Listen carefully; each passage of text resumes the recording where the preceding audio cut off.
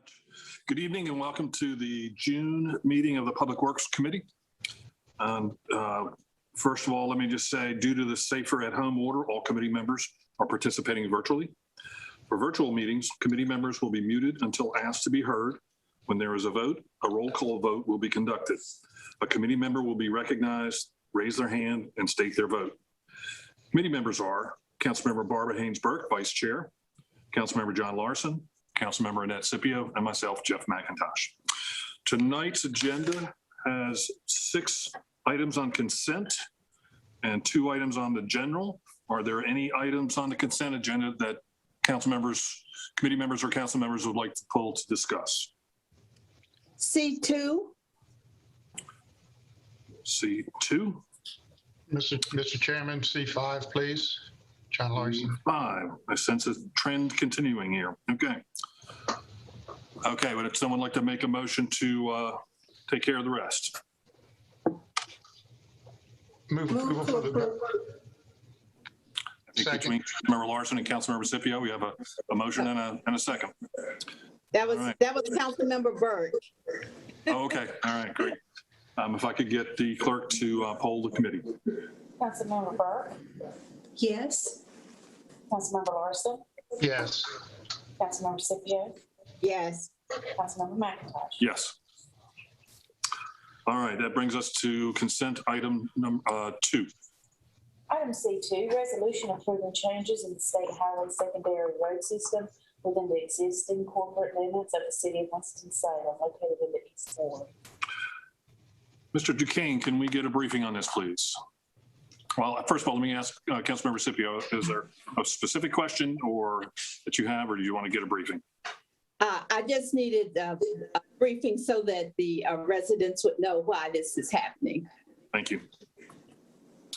Certainly. Good evening, Chairman, members of the committee, members of the City Council. The item before you tonight is a follow-up to an agreement that we have with the State Department of Transportation for a transfer of a roadway from their maintenance to ours. This is a portion of Research Parkway. And back when that roadway was being constructed, the city agreed that once NCDOT had completed the construction, that we would then accept that roadway for maintenance. The construction has been completed. All of the requirements that the city would need to have met prior to accepting the roadway have been met. And this is the follow-up action where the roadway gets transferred from NCDOT responsibilities to the state. Very good. Any questions for Mr. Duquesne? Mr. Larson. Yes. What happens south of Rams Boulevard? Why are we stopping there?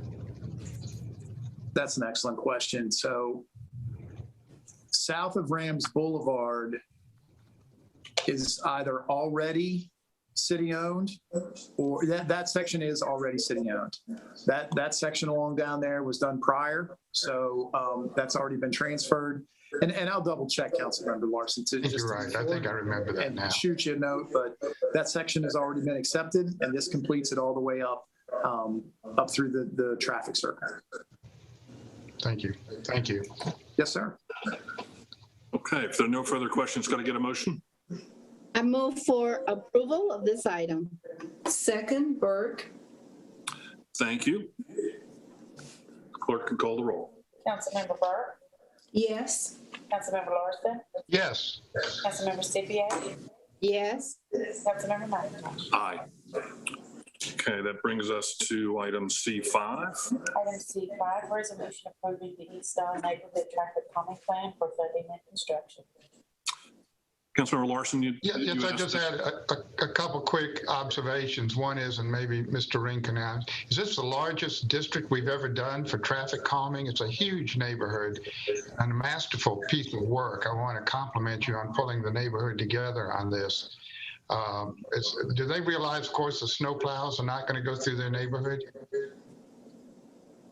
Yes, Councilmember Larson, we did. It is included on our ballot when we send it out to folks about the the snow plows won't be able to plow roads that have speed cushions. And it is the largest neighborhood we had so far. And I have to give credit to a couple of neighborhood representatives who worked very hard over the past year and a half to get folks to turn in their ballots and participate and get the item approved by the neighborhood. Well, that's just huge, and congratulations to the neighborhood on that. I just think it's a major accomplishment as a neighborhood action. Just wanted to make sure that everybody understood what the long-term ramifications might be on that. Yes, sir. That was the only thing. I move approval on it. Second, Okay, we have a motion and a second. Can I get a roll call, please? Councilmember Burke, Yes. Councilmember Larson, Yes. Councilmember Scipio, yes. Councilmember McIntosh. Aye. Okay, that will bring us to the general agenda. We have 2 items. First being presentation of How do I do the that? parking program, and I'll turn to Mr. Duquesne for that. Yes, sir. Thank you, Chairman. I'll introduce the item, and then I'll be honored to invite Mr. Rod Ring from your Department of Transportation to do the actual presentation. So Mr. Ring's going to present some information regarding on-street parking. And I'm emphasizing that slightly because there's more than one opportunity to park downtown. That does include the parking decks, but Mr. Ring will be focused on the on-street portion. And with the chairman's permission, I'd like to turn it over to Mr. Ring to do the presentation.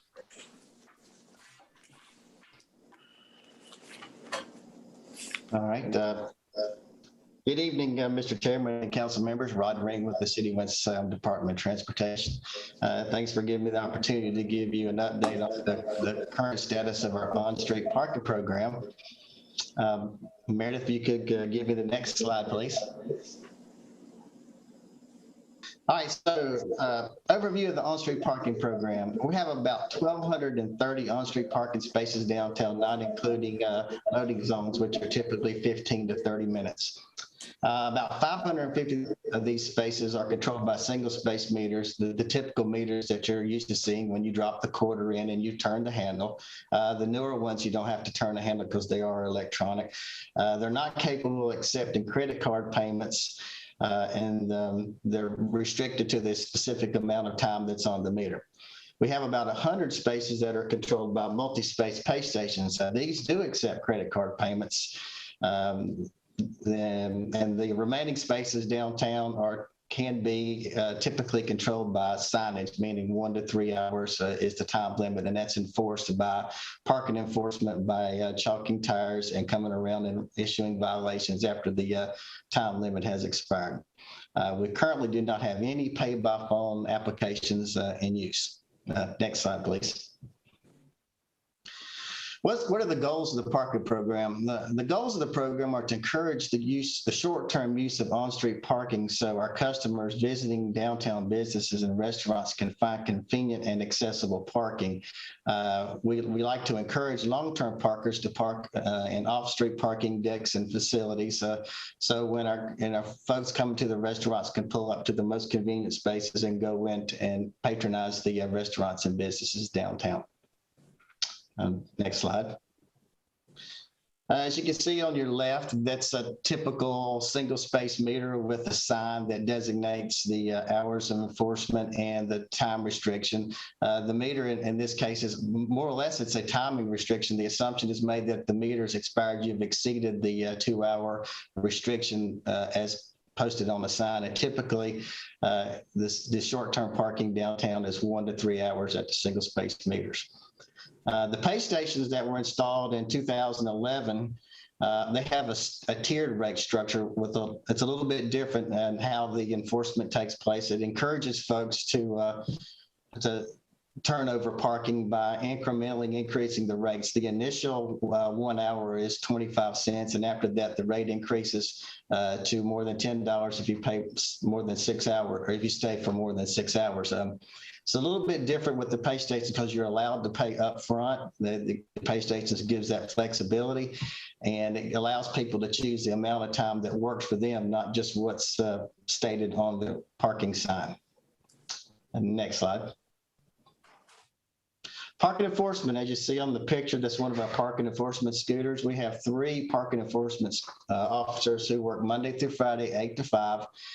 We do not force time restrictions or meter violations after 5 p.m. weekdays. We do not enforce on weekends or on holidays. Next.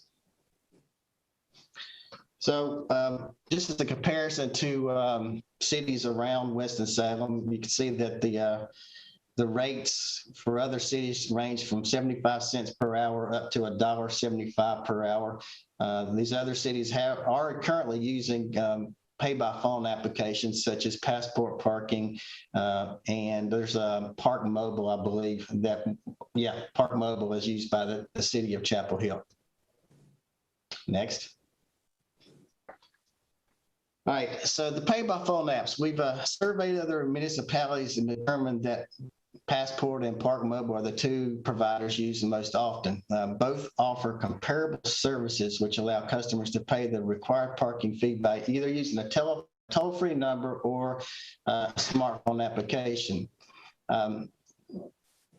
These particular pay-by-phone apps they're very, very convenient for customers who understand how to use them. It does take a little bit of upfront use to set an account up before you start, but they do charge fees associated with these services.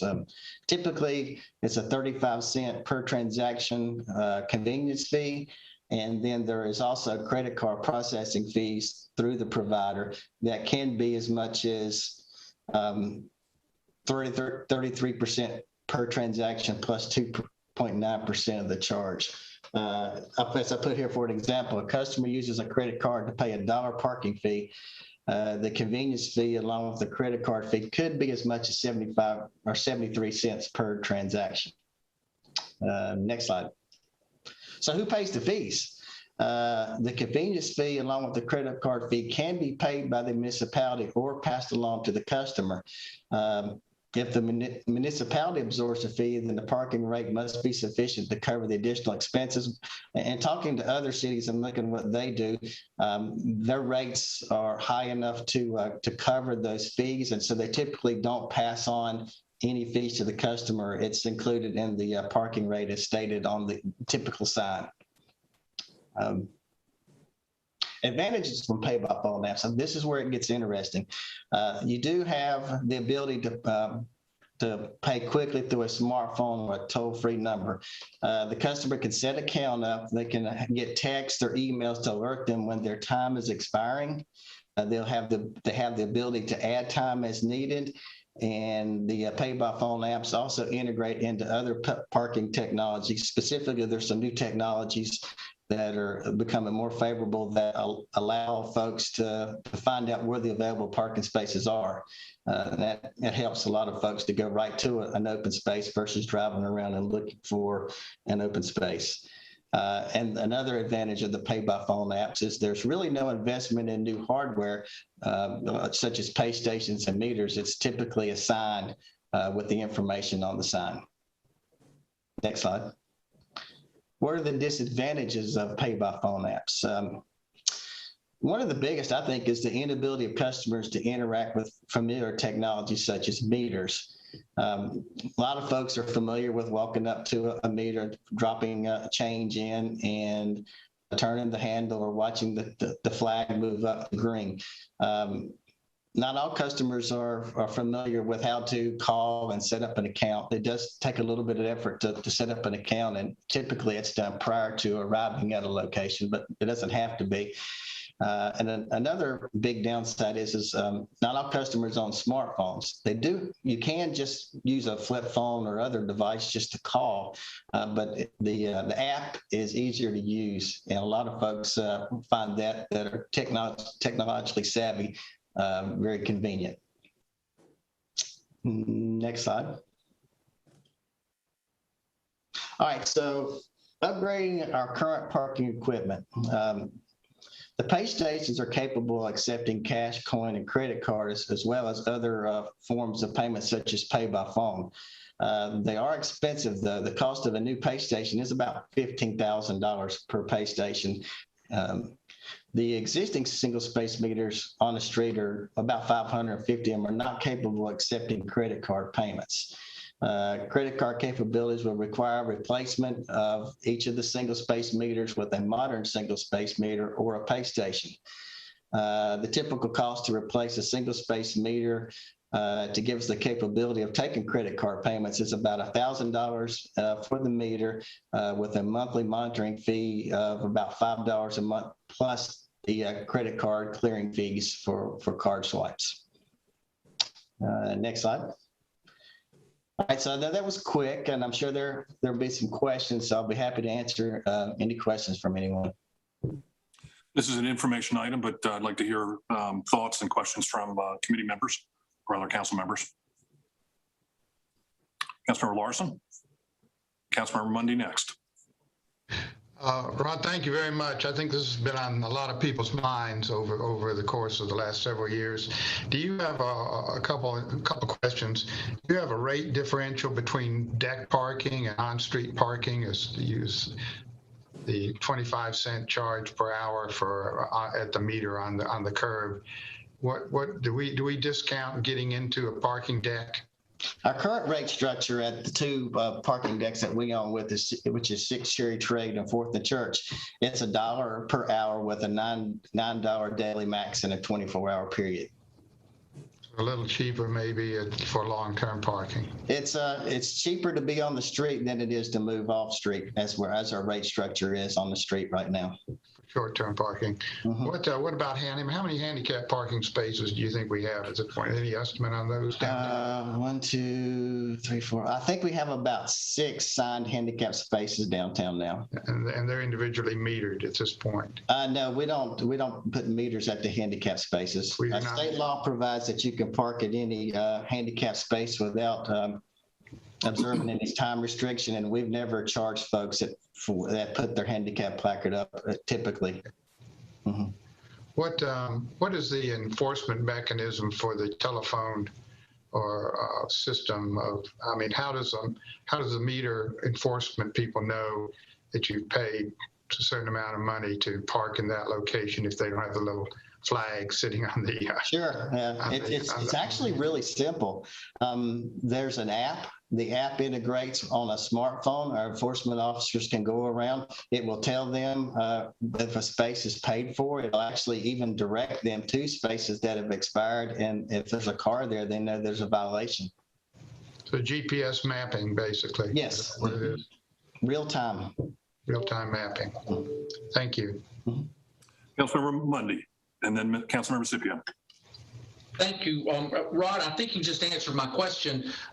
If there are no meters and you're dealing with a sign and it's an app, are the spaces numbered or is it GPS designated where that space is? It could actually be both. It's cheaper to go with numbered because to GPS, those spaces typically require some sort of video or puck to be placed in the pavement. So most people choose numbers, and that way somebody pulls up, they can select the space number and pay with their app. So that's a minimal investment compared to the cost of a meter per space. Yes, you don't have the, one of the downsides to, let's say, the single space meter or the pay stations, they're very expensive. As you know, technology increases rather frequently. So you end up reinvesting in equipment that over time, the electronics fail and you have to upgrade. Thank you. Councilmember Scipio. Yes. Thank you, Ron, for this parking report. I'm a longtime resident and it's hard for me to change. It was very hard for me to change to the pay station. So with the pay stations, have we seen an increase in our revenue from parking? Have we paid for the stations since they've been in place from the meters or the fines? A very good question. Yes, we saw a significant increase in revenues. There is 12 pay stations on the street. They replaced roughly 107 on-street single-space meters. The revenue, not including the pandemic year, because a lot of things. Yes. If we go back to the budget last year, They brought in almost $90,000 in revenue. To give you an idea, all the other single space meters, I think, barely broke about $12,000 or $15,000 in that range for the whole year. So it's a significant revenue increase at the pay stations. Thank you. And do we know whether at the pay stations more people were paying by a credit card than cash? It's surprisingly, it's a little bit of both. We'll have people that'll swipe a credit card for a quarter, and then we'll have people who will pay, the $9 or $10. The real, I think, the best thing about the pay stations is we don't tell the customer how long they can stay, meaning with a sign that says 1 or 2 hours. If you're going to the courthouse and you think you're going to be out there all day, you can pay up front and stay all day. It just costs you more, and that cost tends to allow the parking to turn over and still serve the customers and what the customers need.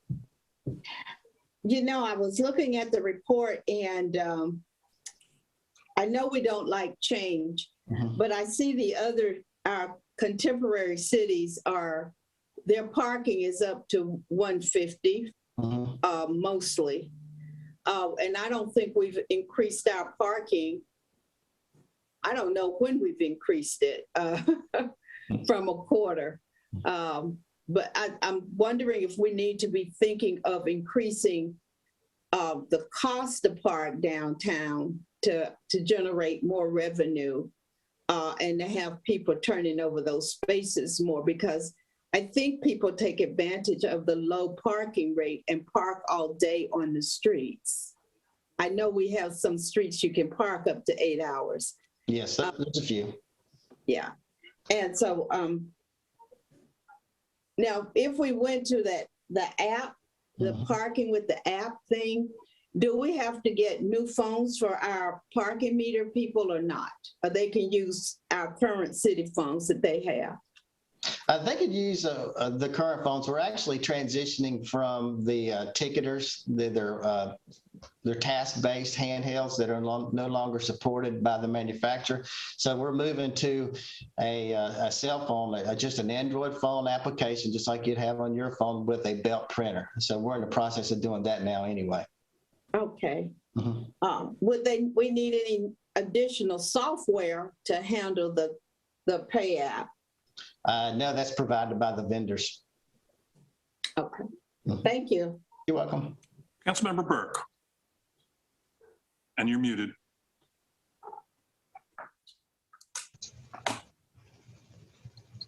Pretty soon we won't have to worry about that. Still muted.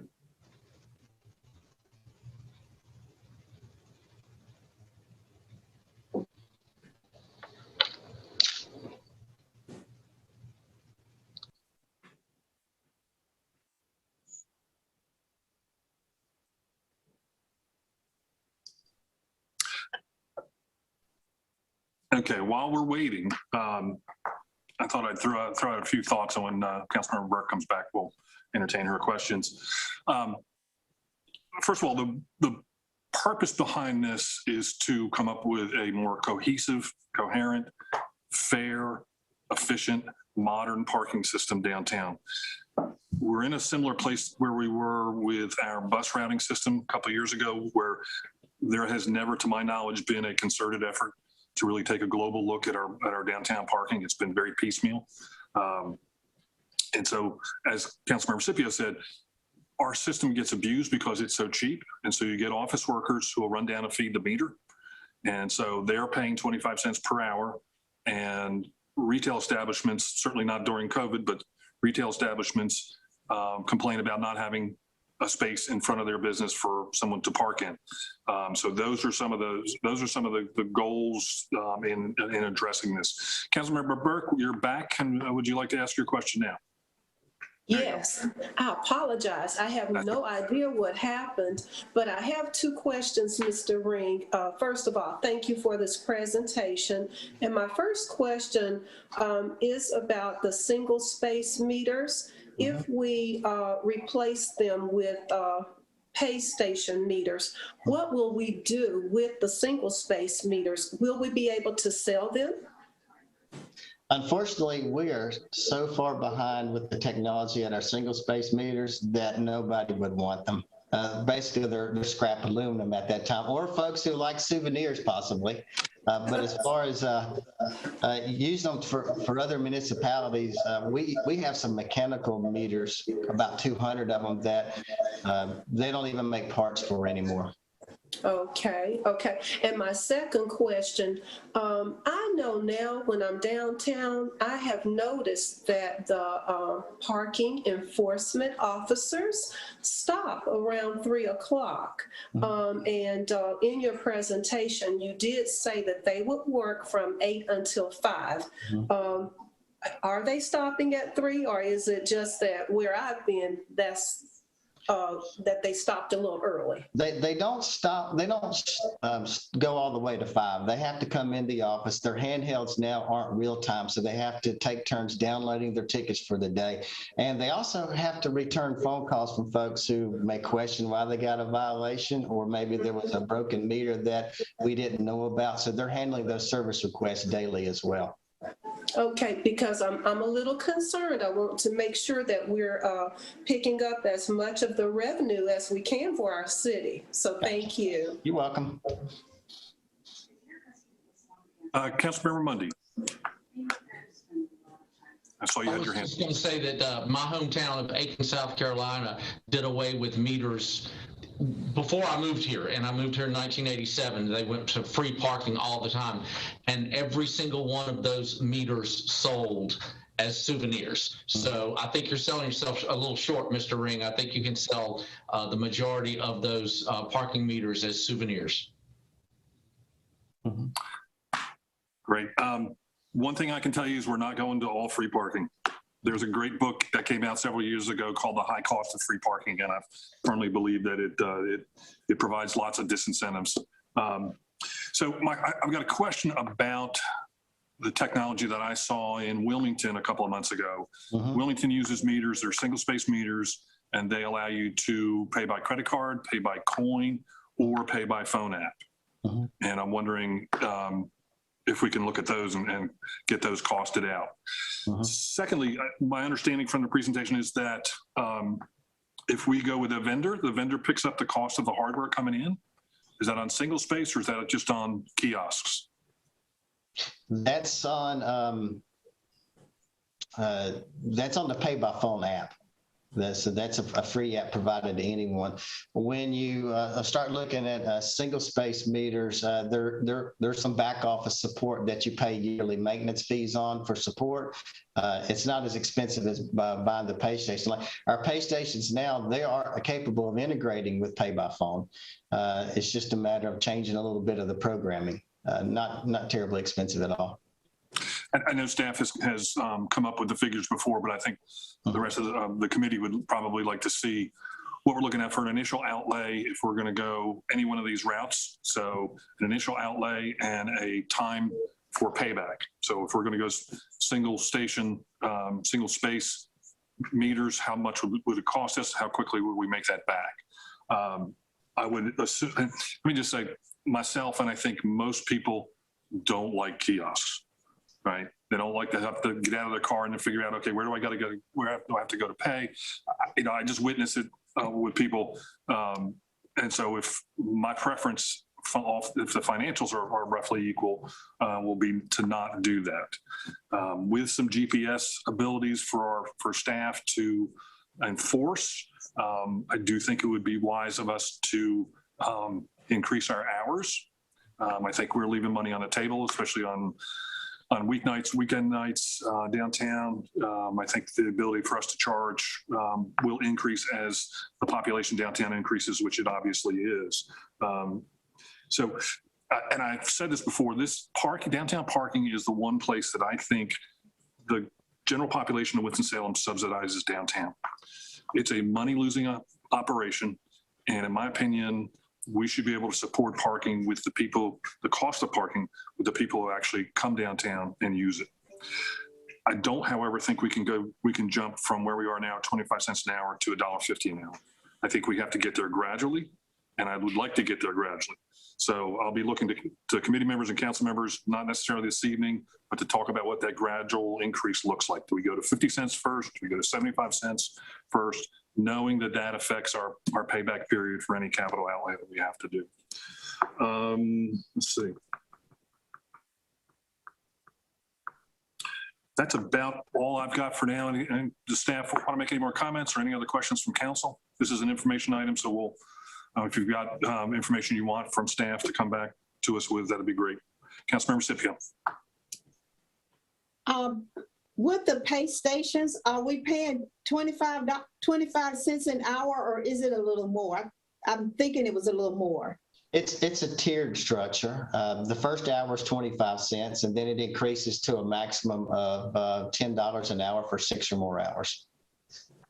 And then what is the parking deck rate during the day? For the 2 decks that we operate, it's $1 per hour, $10 daily max. But on the weekend and in the evenings, isn't it $2? Well, Sixth Cherry Trade has a $2 after 5:30 p.m. and $2 Saturday and Sunday rate. That's a special rate for that deck. Such a deal. But how about the one on 4th and Church? 4th and Church. Yes, it's still $1 per hour at that deck, although we don't staff it 24/7 like we do at Sixth Cherry Trade. So parking on the weekend at Bailey Park, down in that area, is the deck open? It is available for parking, yes, ma'am. Is it free? If we don't have an attendant on duty, it is. Historically, we have not had a lot of transient revenue at that deck. It's starting to build up now. But before Bailey, we barely had any transient hourly parking go through that deck. It was mostly monthly parking from Reynolds, Winston Tower, and a couple other businesses around. All right. Thank you. You're welcome. Councilmember Mundy. You're on mute. Councilmember Mundy. Thank you. Is there any thought about operating in the decks with an app that would allow in and out service without an attendant or 24/7 parking? Good question. Yes, actually, we need to replace our parking deck equipment, and there are some folks who have gone to pay stations on the way in and out. There's advantages to it. There are disadvantages. They have the same equipment at the old Cherry Marshall deck we used to own, so it doesn't get folks out quickly if you have a big event, if you've ever been at the Stevens Center. So that's one big disadvantage, but it does help integrate with technology in the parking deck. All right, great information. I just want to warn everybody, if we go from 25 cents an hour even to 50 cents an hour, there will be howls of outrage from the public. So gird your loins. Councilmember Larson. Yes, raising that point, do we have an isolated budget on this matter as far as meter enforcement, vehicles, actual cost to implement our parking program, revenues generated? Is there an isolated budget on all of that? Yes, it's an on-street general fund. On-street is general fund, off-street is enterprise fund, and they're both isolated. Could we look at those as we look at trying to understand revenue generating and alternate metering processes? Yes. As part of that discussion at some point. Thank you. The parking fund graph is in our budget, and it's that line that goes down to the right year after year after year. We lose money on it every year. So again, that's something that the balance, the general public of Winston-Salem, in my opinion, should not shoulder as much as it does. But year after year, we lose money on parking. So stemming that flow, I think, is very important. Okay, if there's nothing else, we'll move on to G2. Item G2, information regarding maintenance of rights of ways throughout the city of Winston-Salem. And this is going to be brought to us by Mr. Taylor. Thank you, sir. Good evening, Chairman McIntosh, other members of the committee and council. We're going to bring an information item tonight regarding the maintenance of rights of way throughout the city of Winston-Salem. And I'm going to ask Mr. Nicholas Geis the Director of Property and Facilities and Management, to provide a brief overview of resident versus city responsibilities pertaining to the rights of way. All right, good evening, Chairman, council members, member of the committee. Thank you very much. A brief overview of vegetation and the right-of-way. The first slide here is kind of a depiction of what it all looks like when it tied together. So I like to show this because it's a beautiful shot of downtown. And then the next slide kind of is an animation to tie it all together and reinforce it. So we start a discussion about vegetation and right-of-way. It's important we understand exactly what the right-of-way is. So the right-of-way is land owned by the government or over which the government has control. It acts as a buffer between the street, its components, and the adjoining properties. So in this shot, it kind of shows what we saw in the first slide in animation, where you have street surface, the boulevard, the sidewalk, and then the outer red area. All of that area is what we would consider the right-of-way. Next slide. So now that we know what the right-of-way is, when it comes to how do we determine the right-of-way, so many citizens think they own larger chunks of property than they do because the right-of-way extends into their yards. Many things that are located in the right-of-way are power poles, light poles, sidewalks, stormwater catch basins, and fire hydrants. So when you see those items, you can assume it's in the right-of-way. But there is a lot of misinformation when it comes to the right-of-way in the city of Winston-Salem. Many people feel like it's true that there's a 30-foot right-of-way from center line on all streets. Unfortunately, it's not quite that simple. Right-of-ways actually can be a complicated issue, as it can vary from block to block, street to street. It can go anywhere from just a traveled paved roadway all the way to 90 to 100 feet of right-of-way. So it varies significantly throughout the city of Winston-Salem. Unfortunately, staff has our right-of-way manual, which helps us interpret what the correct right-of-way is for a given location. Next. So I wanted to start out by going over two major ordinances that determine citizens' responsibilities of the right-of-way. So 7419 of our Code of Ordinances focuses around sidewalks. Essentially, it says that any property owner within the city of Winston-Salem whose property abuts up to a sidewalk has the responsibility to maintain their vegetation so that it does not create an obstruction or require people to take evasive action when traveling the sidewalks. So in this particular picture, these shrubs would be a violation. We would cite the property owner and ask them to cut it back. So that's what that picture is depicting here, just so you can see an example. Next slide, please. The second ordinance that relates to property owners and citizens' responsibilities is 7420, which dictates city streets and right-of-way. What this ordinance says is that any property that is owned, whether it be a business or a residence, the owner or tenant or occupant of that property is responsible to maintain the property all the way to the curb line or to the traveled roadway. So this particular picture here is something we see sometimes that we're trying to avoid with that ordinance. The property owner should cut all the way to the roadway edge, but there's a ditch just to the right of that power pole, and people who don't cut the ditch want us to cut the ditch and think the right-of-way is our responsibility. So that's the reason the ordinance is in place, because all that would be maintained to the side of the street, to the curb line. Next slide. Now that we've briefly covered citizens' responsibilities, it's important to know what the city responsibilities are. So I start with trees because it's the easiest. The Code of Ordinances 74, 300, 304 dictates trees and shrubs in the right-of-way. And essentially, any tree or shrub that's planted on city property or in city right-of-way, 100% of the maintenance responsibility is on the city. We do have partnerships with the community where we issue permits for them to help with maintenance, watering, trimming, but that's only after we have had a moment to train them to ensure we do not damage the trees. Of note is that it is prohibited to hang any sort of advertisement or signing from city trees without a permit. So we do have exceptions to the maintenance via permit, but that's handled through the Vegetation Management Department with an agreement with the property owner. Proper training to ensure it's done correctly. Next slide, please. Another responsibility of the city is for mowing and litter collection. We get a lot of calls about different areas for mowing and litter. The prior ordinances we went over for citizens' responsibilities come into when we determine whether or not we get a call, whether it's the city's responsibility or the property owner's responsibility.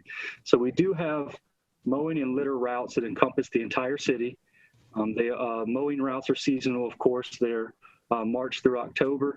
And then the litter routes are divided up. We have seasonal routes as well as year-round routes to make sure we're picking up the litter through the city. But when it comes to our right-of-way routes and mowing and litter, majority of it is for wooded areas, vacant properties, vacant lots, and state-owned properties, which includes any grassy medians or knolls along the major thoroughfares, Silas Creek Parkway or Peters Creek Parkway. That is the city's responsibility to maintain. But we do not pick up litter in front of residences, and we do not mow in front of residences either. So we get a lot of confusion about that. Many times we get calls that the neighbor's yard is too high. We ride out there and it's in front of the property owner's house, so we would cite them and ask that the property owner please take care of that. Same goes with litter. If the litter is unacceptable in front of a residence or business, we then would try and have the business owner take care of that. Next slide, please. The last thing that we wanted to touch on is how right-of-way impacts tree and storm debris cleanup. So I want to be clear that when we have a storm, our top priority has been and always will be to reopen the streets. So we will cut anything that's in the street to clear it and get the streets open as quickly as possible. Where right-of-way comes into it is in this given situation, if this tree originated from outside of the right-of-way, there's damage to the fence. If it's determined the tree originated from outside of the right-of-way, it would be on the private property owner would be responsible for any damage caused by the tree.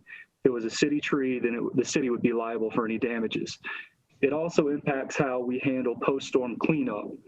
Anything that's in the street that our staff or our crews cut up or touch or manage, if we're not able to collect it at the time because of our overwhelming calls of trees in the streets, we will place it in the right-of-way to come back and collect it.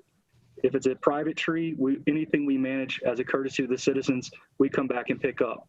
But if it's originated from outside of the right-of-way, we will cut it at the right-of-way, and the private property owner will be responsible for maintaining any stump grinding or further processing of the tree to resolve the issue. Next. And this last slide, I wanted to show a couple of the common issues just to drive home some of the things we see while we're out there maintaining the right-of-ways. The top on the left is actually a fence line, and there's actually a sidewalk over there somewhere. So the vegetation has grown out over the sidewalk. We would cite the owner, ask them to clean it up to ensure that the sidewalk is accessible all the way to the street curb. So that would be an action we would cite. And then the bottom picture is actually another common thing we see.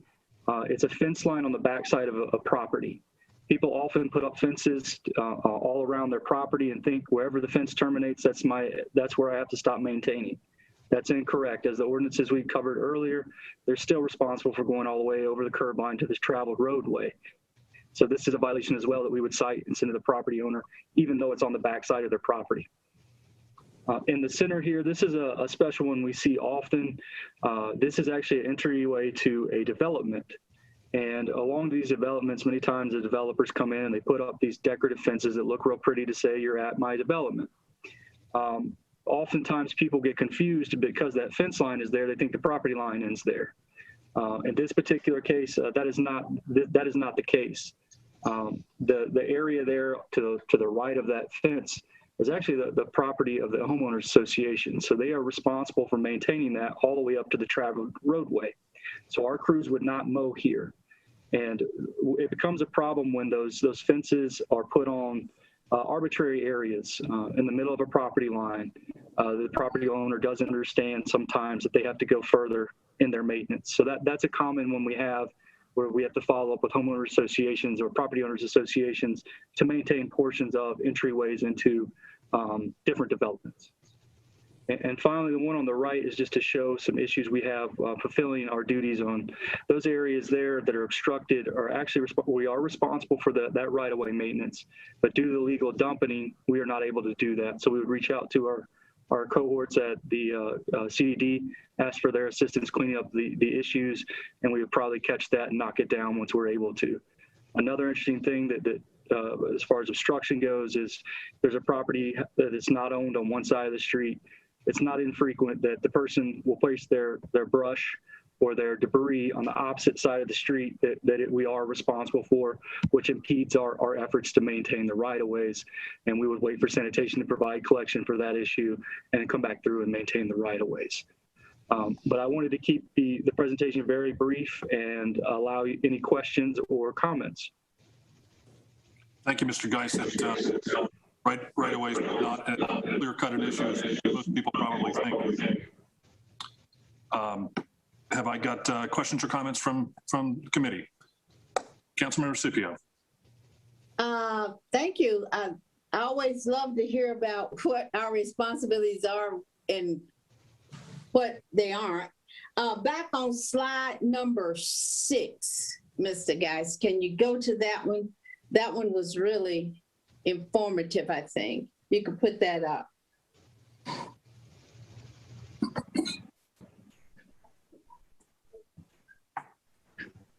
Okay.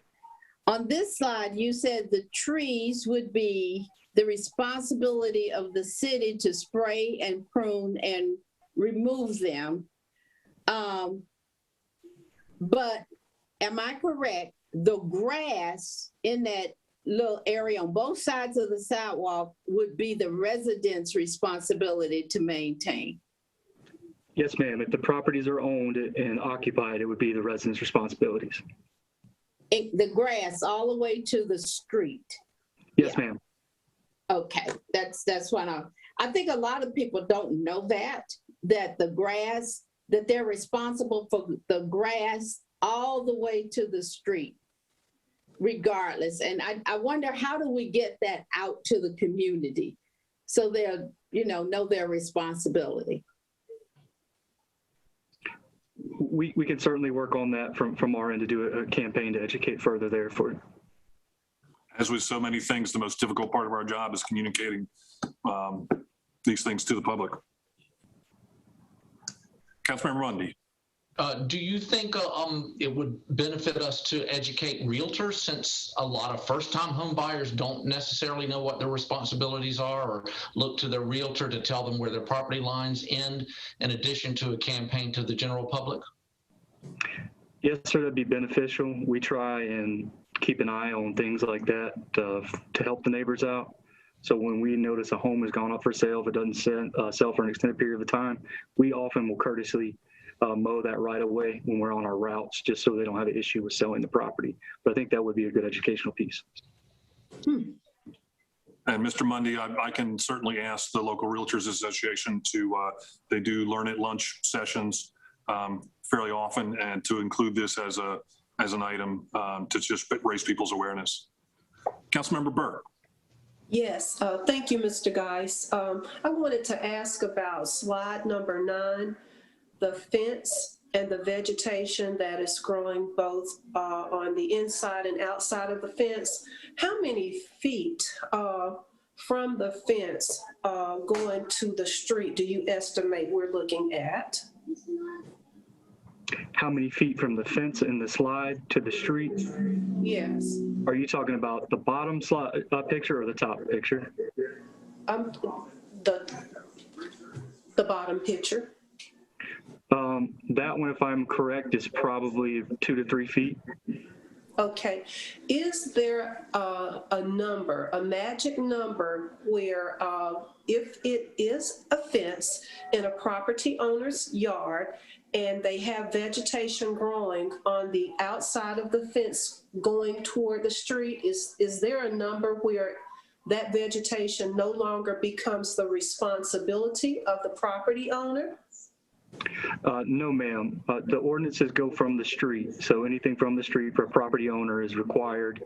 There are some nuances when it comes to maintaining larger lots that permit people to stop maintenance on the interior of larger lots.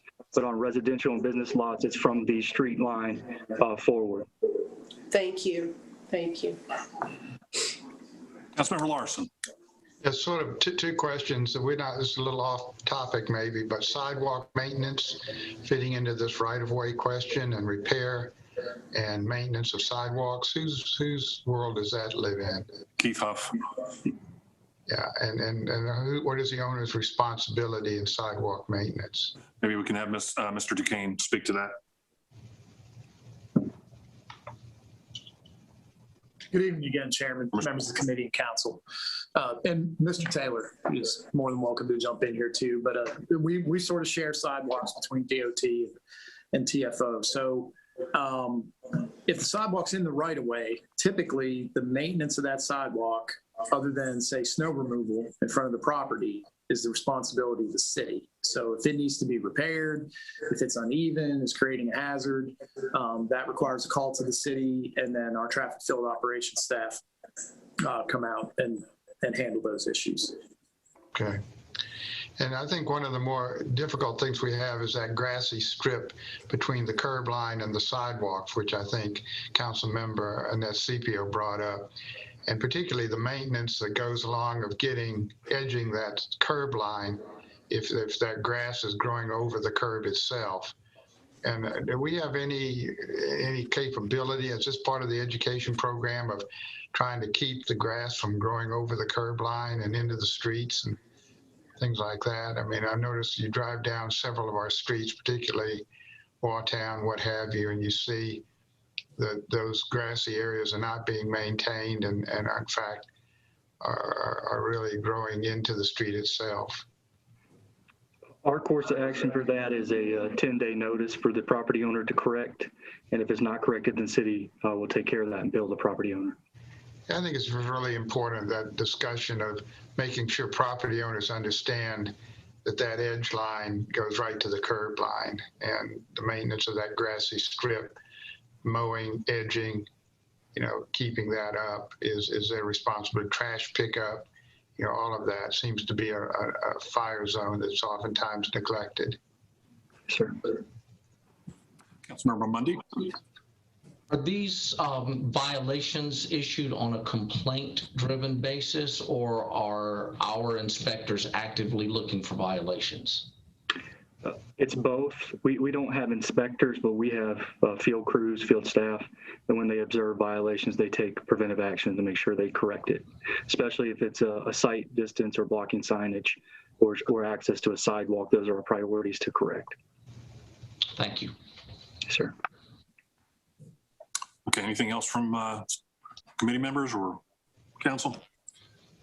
So since the topic of medians did come up, I've got one particular sore spot, and I know that there's still a lot of construction yet to come on First Street between Marshall and Broad, but we have those two center islands right at the intersection of Poplar and First Street that are particularly nasty looking. They've been run over by trucks, and that situation will change fairly dramatically when we go two-way street there. But if I could just get staff to go take a look at that, it's a lot of people drive down First Street and are quite aware of that. So if we can do that. And also I'd like to ask Mr. Geis about volunteer groups working on areas that they want to beautify. I know in the West End, there are a couple of spots that we have groups that have volunteered to do plantings and maintain.